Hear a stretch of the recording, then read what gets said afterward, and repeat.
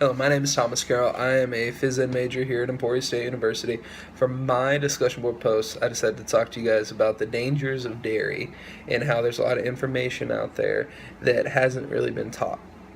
Um, Today, I'm going to talk to you about some of the myths about dairy in terms of how it helps your body. I'm also going to talk to you about the origins of it and just how there's some things that really aren't the truest that you've been told. So, first and foremost, I'm going to talk about the origin of dairy and how it came into everyday consumption. In Central Europe, in colder climate areas, dairy actually became part of people's diets because they couldn't grow fruits or vegetables during the winter months. Throughout the world at this point, everyone consumed fruits, veggies, and meat as their main source of nutrients to make their body healthy.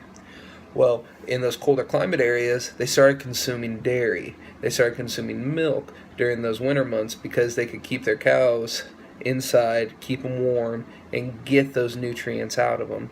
And that way they were able to, get all that stuff into their bodies. Well, here's the problem with that. The human body actually is not made to consume milk past their childhood. When you're a baby, you actually will drink your mother's milk to get an overload of nutrients because your body needs it. It's growing at a rapid rate and it needs those extra vitamins to help it grow. When you're an adult, your body's not growing anymore. That's why it's kind of weird that humans still drink milk well into their adulthood. We're actually the only species on this planet that do that. Every other animal, once they're done growing, they don't drink their mother's milk anymore. It's how it is. The human body actually is not even able to process the milk. That's why 70% of adults on Earth actually have some form of dairy allergy. And it can range anywhere from just a little bit of heartburn all the way to irritable bowel syndrome. And it's crazy to me that I never made this relationship before. I never thought about it until recently. It's pretty crazy to think about. Now, another thing that I learned about was that there's actually a direct relationship between dairy and hormone-related cancers in the human body. Women who consume more than one serving a day of either low-fat dairy or skim milk actually have over a 30% higher risk of getting ovarian cancer in their career. Those same women are also 70% higher risk to get a serious form of ovarian cancer, which, that's pretty life-threatening stuff.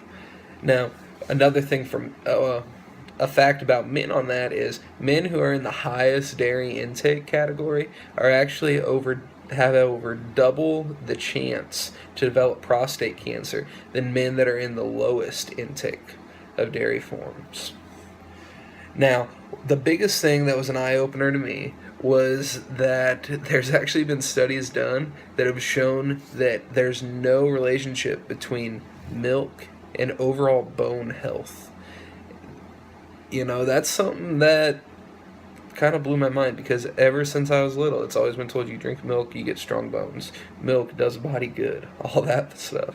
Well, there's actually a big study done of over 100,000 nurses throughout the United States.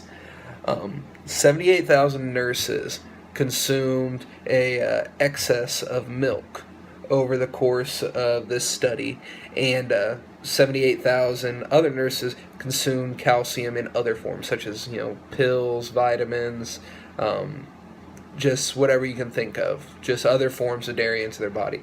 Those who did drink milk actually suffered a significantly higher amount of hip fractures and fractures throughout their skeletal system. Those who took calcium in other forms, there was almost no injuries throughout the whole time. And that's a pretty large pool. That's well over 100,000 women out there. So that kind of opened my eyes.